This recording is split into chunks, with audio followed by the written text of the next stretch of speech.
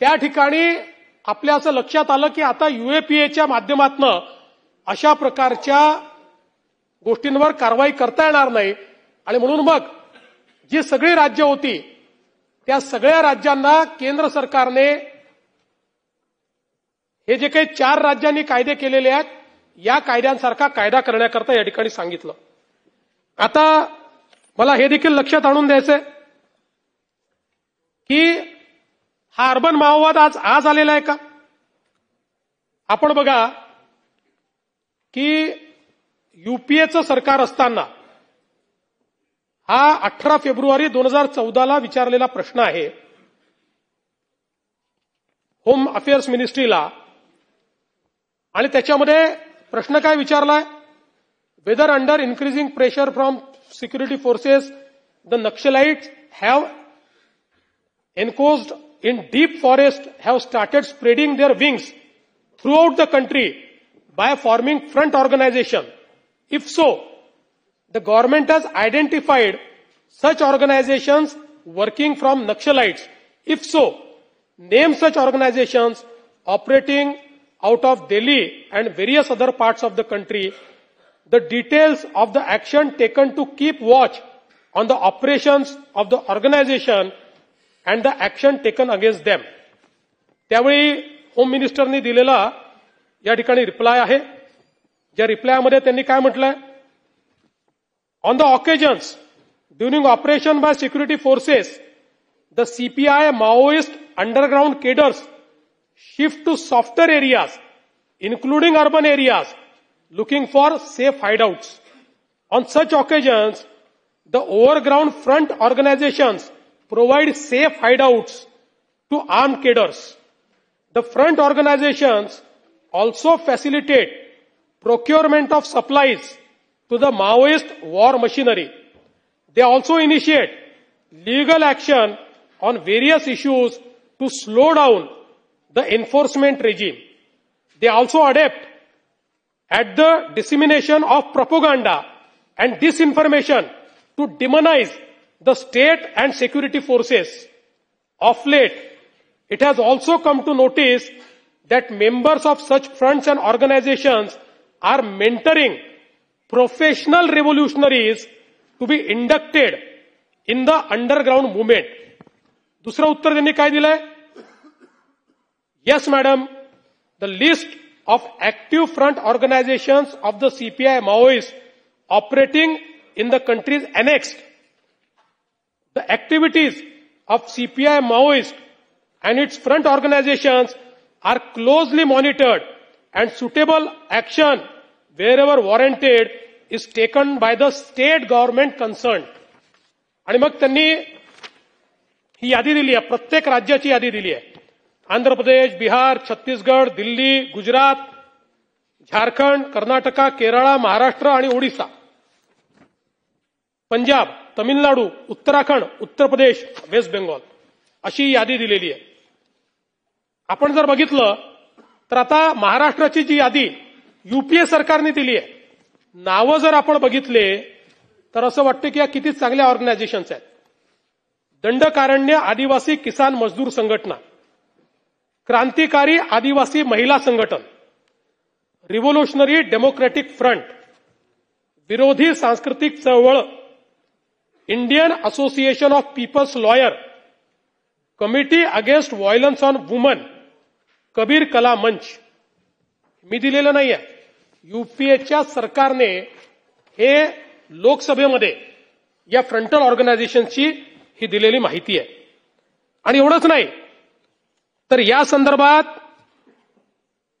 UPAच्या सरकारमध्ये एक ऍफिडेव्हिट कोर्टामध्ये दाखल झालेला आहे. ज्या ऍफिडेव्हिटमध्ये अतिशय स्पष्टपणे या ठिकाणी त्यांनी सांगितलेलं आहे की द सेकंडरी स्ट्रॅटेजी, खूप सगळं त्याच्यावर अर्बन माओइझमवरच आहे. त्यांनी शब्द यूज केलाय अर्बन माओइस्ट, पण याच्यामध्ये मी सगळं वाचून दाखवत नाही. The secondary strategy of CPI Maoist is to mobilise certain targeted sections of the population, especially the urban population, through its mass organizations which are otherwise known as frontal organizations. The mass organizations mostly operating under the garb of human rights NGOs and organically linked to CPI Maoist party structure but maintain separate identities in an attempt to avoid legal ability. These mass organizations are generally manned by ideologues who includes academicians and activists fully committed to the party line.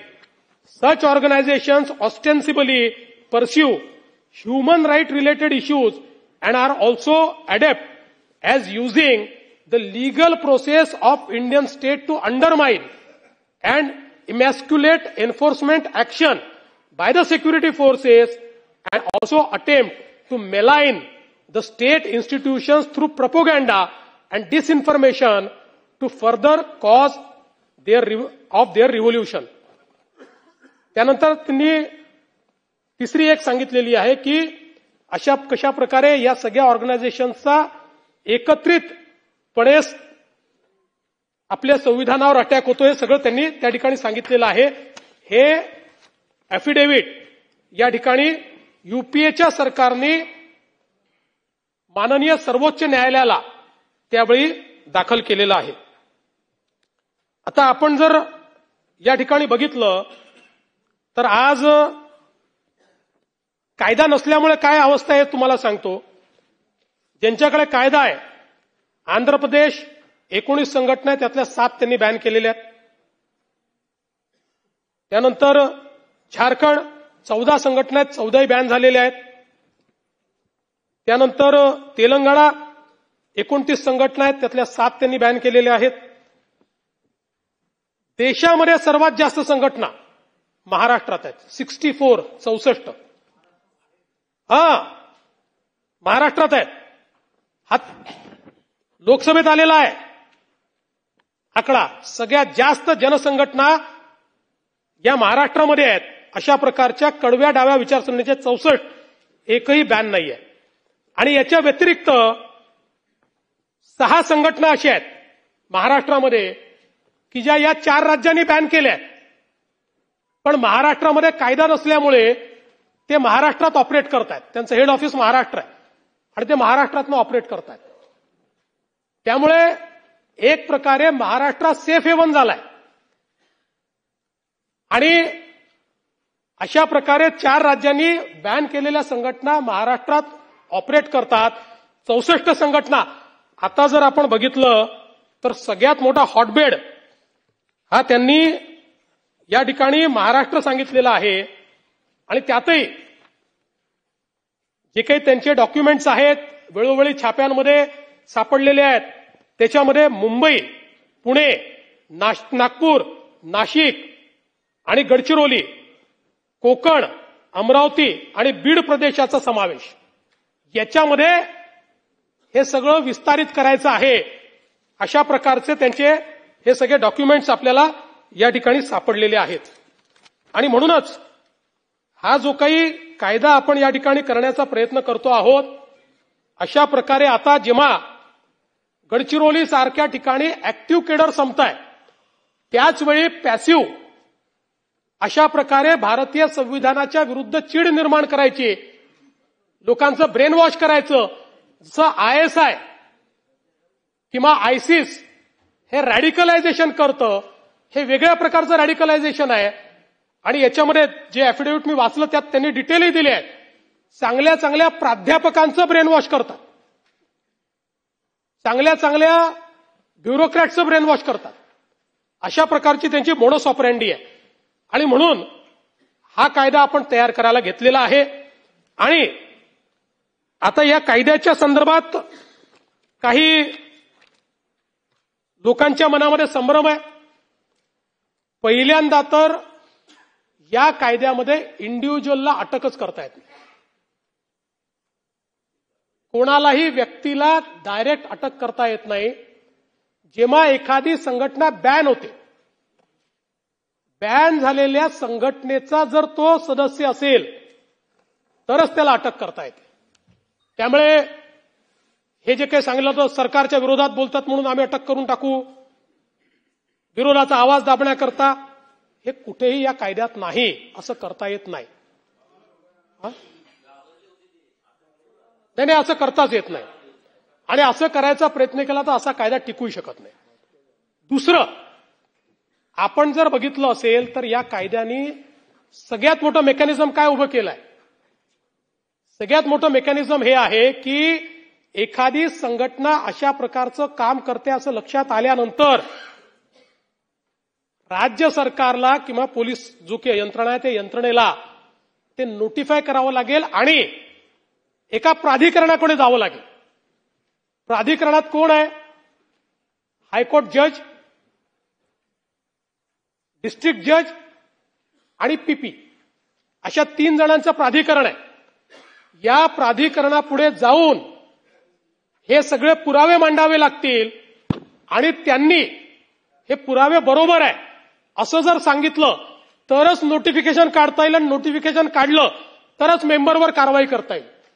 म्हणजे हा पहिला कायदा असा आहे की ज्या कायद्यामध्ये एखाद्याला दोषारोप ठेवायच्या आधी किंवा एखाद्याला पकडायच्या आधी पहिले आपण न्यायालयाकडे चाललोय, पहिले न्यायालयाची परवानगी घेतोय, न्यायालयीन व्यवस्थेची परवानगी घेतोय की बाबा हे बघा आमच्याकडे पुरावे आहेत आणि त्या पुराव्याच्या आधारावर जर त्यांना वाटलं की पुरावे बरोबर आहेत तर ते परवानगी घेतील, तर नोटिफिकेशन कन्फर्म होईल. नोटिफिकेशन कन्फर्म झालं तर पुढची कारवाई काय? तर मग बँड ऑर्गनायझेशन, जसं सिमी बॅन झाली मागच्या काळामध्ये. आता सिमी जेव्हा बॅन झाली, सिमी तर युएपीए मध्ये झाली, पण सिमी जेव्हा बॅन झाली त्यावेळी युपीएचं सरकार होतं. सिमी बॅन झाल्यानंतर त्याचे ऑफिसेस अटॅच झाले. सिमीमध्ये जे काम करत होते त्या लोकांना त्या ठिकाणी अटक करण्यात आली, ऍक्टिव्ह केडरला अटक करण्यात आली, जे त्याला फायनान्सिंग करत होते त्यांना त्या ठिकाणी अटक करण्यात आली. मग आपल्या लक्षात आलं की सिमीचं स्वरूप बदलून त्यांनी पीएफआय तयार केलाय. मग त्याच्यावर आपण अशा प्रकारची कारवाई केली. असंच याच्यामध्ये कोणालाही उचलून अटक करता येणार नाही. त्या संघटनेच्या विरुद्ध या प्रकारचे पुरावे सापडल्यानंतर त्या फोरम पुढे जावं लागेल, त्या फोरमची मान्यता घ्यावी लागेल. ती मान्यता घेतल्यानंतर त्यांनी मान्यता दिली तरी कारवाई करता येईल आणि त्यांनी मान्यता दिल्यानंतर 1 महिन्यापर्यंत त्या संघटनेला मुभा आहे की ते हायकोर्टात जाऊ शकतात. म्हणजे एवढ्या मोठ्या फोरम नंतरही त्यांना हायकोर्टात जायची मुभा आहे. आणि आपण एक लक्षात घेतलं असेल तर देशामध्ये जेवढे विशेष कायदे आहेत या सगळ्या विशेष कायद्यामध्ये फर्स्ट ज्युरिडिक्शन हायकोर्टाला आहे, म्हणून ते विशेष कायदे आहेत. जर आपण नॉर्मल कायदा केला तर फर्स्ट ज्युरिडिक्शन सेशन कोर्टाला देतो, जीएमएफसीला देतो, पण स्पेशल कायदा केला तर फर्स्ट ज्युरिडिक्शन आपण हायकोर्टाला देतो. तशा प्रकारचं याचं हायकोर्टाला ज्युरिडिक्शन दिलेलं आहे. त्यामुळे कोणालाही तुम्ही उचलून काही करून टाकलं असं नाहीये. समजा या 3 लोकांच्या बेंचने आपल्याला अलाउ केलं आणि आपण नोटिफिकेशन काढलं, पुन्हा हायकोर्टाची स्क्रुटिनी आहे त्याच्यावर की जे हायकोर्ट पुन्हा एकदा त्या ठिकाणी या 3 लोकांनी केलेलं बरोबर आहे की नाही बघणार आहे आणि त्यानंतर ही सगळी कारवाई या ठिकाणी होणार आहे. त्यामुळे कुठेही राज्य सरकारला अब्यूज करणं, पॉवर अब्यूज करणं, पोलिसांना पॉवर अब्यूज करणं, अशा प्रकारची कुठेही त्या ठिकाणी व्यवस्था नाहीये. अतिशय बॅलन्स्ड अशा प्रकारचा कायदा केलेला आहे. आणि मी हे सांगतो आणि दाव्याने सांगतो, इतर 4 राज्यांमध्ये जो कायदा केलाय त्यापेक्षा प्रोग्रेसिव्ह कायदा आपला. इतर 4 राज्यांमध्ये इतका लिवे दिलेला नाहीये. पण आपण, कारण आपल्याला कोणाला त्रास देण्याकरता कायदा करायचा नाहीये, पण भारताच्या संविधानाच्या विरुद्ध आपल्याच लोकांना जे लोक ब्रेनवॉश करतायत त्यांच्यावर कारवाई करणं ही आपली काळाची गरज आहे. आणि म्हणून आणि आता एक्झिस्टिंग कायदे अशा प्रकारची जागा त्या ठिकाणी आपल्याला देत नाहीयेत. मागच्या काळामध्ये काही लोकांनी सांगितलं की पत्रकारांनी तुमच्या विरोधात लिहिलं तर तुम्ही त्यांना पकडाल. मग आम्ही पत्रकारांच्या सोबत संघटनांना बोलवलं आणि त्यांच्यासमोर आम्ही एजी साहेबांना बसवलं, लॉ सेक्रेटरीला बसवलं, सगळ्यांना बसवलं आणि त्यांना सांगितलं तुम्ही विचारा यांना प्रश्न, क्लॉज बाय क्लॉज प्रश्न विचारा. आणि त्यांचंही समाधान झालं की कुठल्याही पत्रकारावर कारवाई करता येत नाही, कुठल्याही राजकीय नेत्यावर कारवाई करता येत नाही आणि ज्यांच्यावर कारवाई करायची त्यांच्यावरही कारवाई ही थर्ड फोरमनी ज्याच्यामध्ये जजेस आहेत त्या फोरमने मान्यता दिल्यानंतरच ती करता येते. अशा प्रकारची कारवाई झाल्यामुळे मला असं वाटतं की याबद्दलचे सगळे संभ्रम आणि याच्या पाठीमागची भूमिका, आणि मी पुन्हा सांगतो की ही काही आमची राजकीय भूमिका नाही, ही भूमिका सक्सेसिव्ह गव्हर्नमेंटने मांडलेली आहे. आणि हे जे 4 कायदे झाले, कुठे टीडीपीचं सरकार आहे, कुठे काँग्रेसचं सरकार आहे, कुठे आपल्या पटनायक साहेबांचं सरकार आहे. त्यामुळे देशाच्या व्यवस्थेवर घाला घालणारे लोक ज्यावेळी असतात आणि त्यांच्या विरुद्ध कारवाई करायची असते त्यावेळी कडक कायदे करावेच लागतात, त्याशिवाय होत नाही. आता शेवटी आपण मकोकाचा कायदा केला.